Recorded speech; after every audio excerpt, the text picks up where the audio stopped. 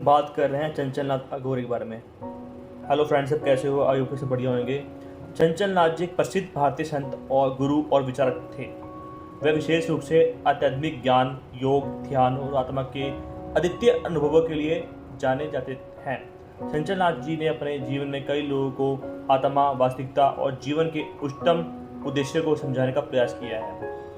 चंचल नाथ जी के बारे में और अधिक जानकारी के लिए ये जरूरी है कि हम उनकी शिक्षाओं, उनके योगदानों पर अधिक ध्यान दें। वे अपने अनुयायियों को सच्चे मार्ग पर चलने के लिए प्रेरित करते थे और उन्हें ध्यान और साधना के माध्यम से आत्मा के परम ज्ञान की प्राप्ति की दिशा में मार्गदर्शन करते थे। क्या आप जानते हैं भारत की सबसे सुंदर अघोरी एक किन्नर है? चंचल नाथ अघोरी ने 7 साल की उम्र में घर छोड़कर काली माता मंदिर की साधना का मार्ग अपनाया। वह हवन में बिना माचिस के आग जलाने की अपनी शक्ति से सबको चुकाती है।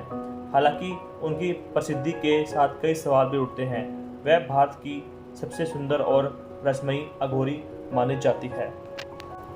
कौन होते हैं अघोरी? अघोरी शिव के पूजक माने जाते हैं और मुख्य रूप से कपालिका परंपरा को मानने वाले होते हैं। इस वजह से हमेशा कपाल यानी नरमुंड इनके साथ रहता है। अघोरी साधु शिव के अलावा शक्ति के रूप काली के उपासक माने जाते हैं। हम जिस अघोरी साध्वी के बारे में बात कर रहे हैं उनका नाम है चंचल नाथ, जिन्होंने 7 साल की उम्र में ही अपना घर छोड़ दिया था। अघोरी साध्वी चंचल नाथ जी का जन्म बंगाल में हुआ था, लेकिन अब वो हरियाणा के करनाल स्थित महाकाली के एक मंदिर में रहकर महाकाली और पूजा उनका तप करती है।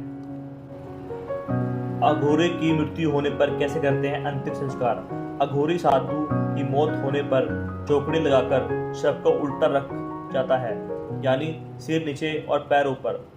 इसके साथ करीब 1.25 माह यानी 40 दिन तक शव में कीड़े पड़ने का इंतजार किया जाता है।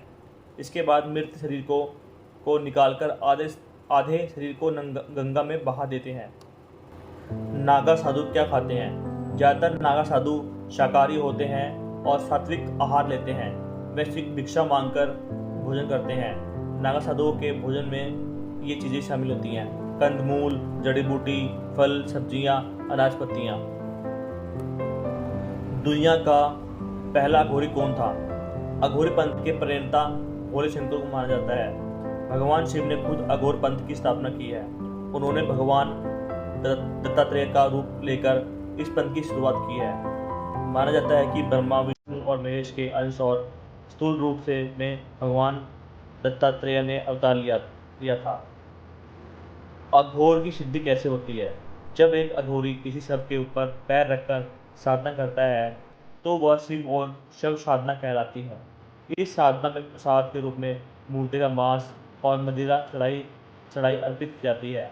अघोरी एक पैर पर खड़े होकर महादेव की साधना करते हैं, संसार बैठकर हवन करते हैं। आशा है कि आपको अघोरी के बारे में ऐसे थोड़ी कुछ जानकारी मिली होगी। मैंने भी कहीं से ये जानकारी ली थी और ये जानकारी को मैं आपसे साझा कर रहा हूँ। अच्छा, आशा है कि आपको ये जानकारी अच्छे से होगी। धन्यवाद। जय हिंद, जय माता।